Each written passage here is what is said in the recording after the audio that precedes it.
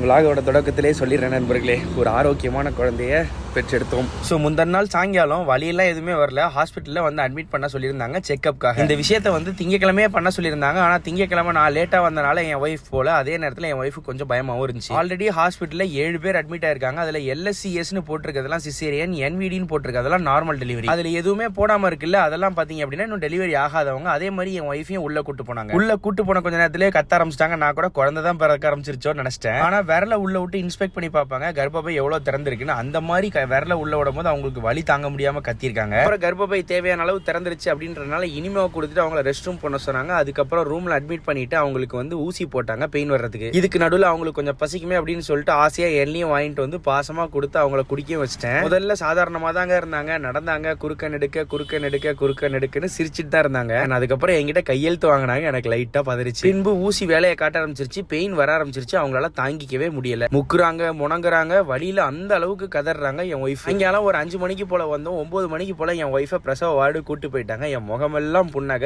எப்படா குழந்தைய கையில பாப்போம் அப்படின்னு சொல்லி என் ஒய்ஃப் கூட இன்னொருத்தவங்களும் பிரசவ வார்டுக்குள்ள இருந்தாங்க. ஸோ 2 பேர்ல யாரு கத்துறான்ற ஒரு கன்ஃபியூஷன் இருந்துட்டே இருந்துச்சு. அண்ட் 12 மணி தாண்டி சரஸ்வதி பூஜை அப்போ டாக்டர் அந்த நற்செய்தியை சொல்லி என்ன உள்ள கூப்பிட்டாங்க. ஒய்ஃப் என்கிட்ட தான் குழந்தைய முதல்ல கொடுக்கணும்னு சொன்னாங்க. என்னை பிறப்பித்த என் தாய் பிறந்தது அக்டோபர் 15, எனக்காக பிறந்த என் மனைவியை திருமணம் செய்தது அக்டோபர் 30, என்னிலிருந்து பிறந்த என் குழந்தை பிறந்தது அக்டோபர் 1. இவ்வாறே இனிதே எங்கள் குழந்தையை ஈன்றெடுத்தோம் ஆரோக்கியமாக. அப்புறம் குழந்தைய ரூமுக்கு கொண்டு போக சொல்லிட்டாங்க. ஒய்ஃபும் வந்துருவாங்கன்னு சொல்லிட்டாங்க. விளாக் இந்த இடத்துல முடிக்கிறேன். பாக்குறவங்கள ஒருத்தர் கூட இந்த விளாக் இந்த இடத்துல முடிக்கிறது பிடிக்காதுன்னு நினைக்கிறேன். என்னப்பா முடிக்கிற, இன்னும் நீ 1 மணி நேரம் பேசினாலும் இன்னும் 1 மணி நேரம் நீ காட்டினாலும் நாங்கள் பார்ப்போன்ற மாதிரி ஒரு சந்தோஷமான மனநிலையில தான் இருப்பீங்க.